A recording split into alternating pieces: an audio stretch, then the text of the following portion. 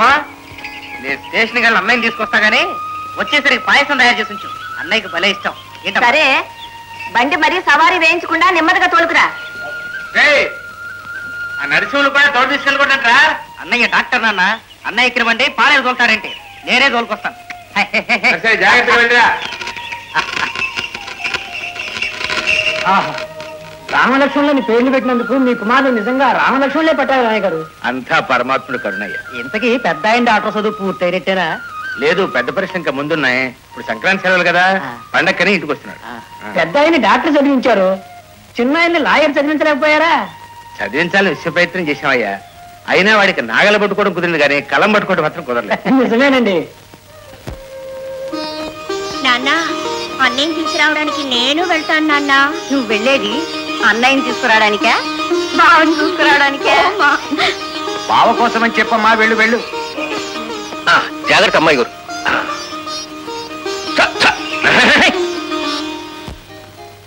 పట్టాభిరామయ్య పొలం తూర్పున ఉంది. ఇక వాళ్ళ బామర్ది పరమేశ్వరరావు పొలం పడమర వైపున ఉంది. పొలాలు తూర్పు పడమరే గాని కుటుంబాలు కలిసే ఉన్నాయి. ఏ ఉంటే మీ ముసుగుగిరి పరువుకేమైనా నష్టమా? పరువు నష్టం కాదు, మానసిక కష్టమే వెరి నాగమ్మ. సరే, ఈవేళ నరహరి వస్తున్నాడు, ఏమన్నా గుర్తుందా? ఓహో, కుమారరత్నం గారు వస్తున్నారేమిటి? మరి స్టేషన్ బండి పంపించావా? కమ్మరి శివయ్యతో ఛాయమేకులు బాగు చేయించుకు వెళ్తానని వెంకట బండి తీసుకువెళ్ళాడు. వాడెక్కడ ఆలస్యం చేస్తాడోనని అమ్మాయి రాధ కూడా వెళ్ళింది. నువ్వు ఇప్పుడు స్టేషన్కి వెళ్ళే ఉద్దేశం నాకు తెలుసులే ఊర్మిళాదేవి. నా పేరు ఊర్మిళ కాదు, రాధ. అది తెలుసులే, లక్ష్మణుడి కోసం వెళ్ళేది ఊర్మిళేగా.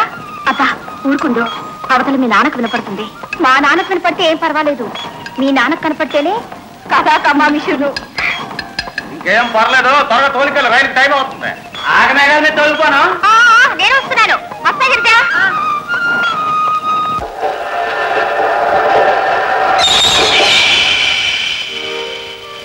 అదిగో బావా. అడిగో.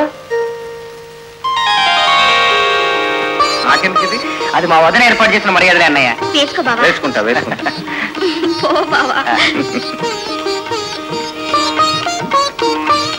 ఏం బావా, నరహరి గారు రాత్రి పడుకునేటప్పుడు ఫస్ట్ క్లాస్ కలిసే పడుకున్నాం. ఎలా చూస్తే లేడు, ఏమైనా ఏమో. ఐఎమ్ హియర్, మై ఇదర్ హోమ్. దండేసి దింపుకోండి, కమాన్. అడుగు. అదేదో స్టేషన్ లో పొరపాటున మనోరు అనుకుని దిగేశాను. కాదని తెలుసుకున్న తర్వాత ఈ లేడీస్ కంపార్ట్మెంట్ ఎక్కాను. అవతారం చూసి నువ్వు ఆడపిల్లవే అనుకుని ఉంటారులే, లేకపోతే ఒళ్ళు హోనం అయ్యండి. చల ఈ రోజుల్లో గొడవలు అన్ని అట్లా ఉన్నాయే మరి. అరే మాట్లాడని వచ్చేసారే. ఏం బాబు, వాళ్ళ ట్రైన్ టైంకి వచ్చేట్టుంది. చరిత్రలో మొదటిసారి నాన్న. ఏం సుబ్బయ్య తాత, బాగున్నావా? ఏదో బండి లాగుతున్నా గానీ డాక్టర్ బాబు కుర్రాడవడానికి మందమని ఇస్తావా? ఊరి అసాధ్యం కాల. కుర్రాడం అయితే మళ్ళీ పెళ్లి కూడా చేసినట్టున్నావు. అంతేగా బాబు. అబ్బబ్బబ్బా, స్టేషన్ నుంచి బండిలో వచ్చేసరికి ఒళ్ళంతా హోనమైపోయింది. ఏమ్మా? అమ్మ బాబోయ్, బావయ్య సవారి భలే జోరు. ఏంటి ఇంట్లో అడుగు పెట్టగానే అత్తయితే కొండాలు చెప్తున్నావు? కొండలు సరే కాని బండి నువ్వెందుకు తోలేవయ్యా? ఏదో సరదాగా తోలేనమ్మా. దానికే నీ కోళ్ళు ఎగిరెగిరి పడింది. కోడలు ఇంటి తీసుకొచ్చావు, బాగానే ఉందో. మరి బావ మీద వదిలిపెట్టొచ్చావేంటి?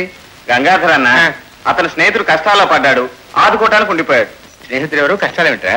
అదేనా చిన్నమనసం సెలవులకు మన ఊరు వచ్చాడు కదా, ఆ అవతారం చూసి ఎద్దు బెదిరి పారిపోయింది. వాళ్ళిద్దరు వెనకుండిపోయారు. ఇక రాదేమో బండే వదలలేదు.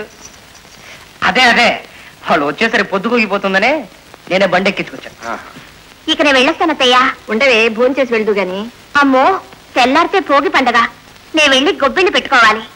మీ నాన్నగారి గారాల కుదురు కావాలి, నిన్ను పెళ్ళలో చేతులు పెట్టిస్తాడా? మావయ్య. సరే బావతో కాస్త పాయసం తాగి వెళ్దు గాని ఉండు. పాయసమే? అబ్బా, పాయసం అనగానే పండగే. మాకు కూడా కాస్త మిగిల్చు బావోయ్. అడుగు పొడుగు మిగిలిందంతా మీకేగా.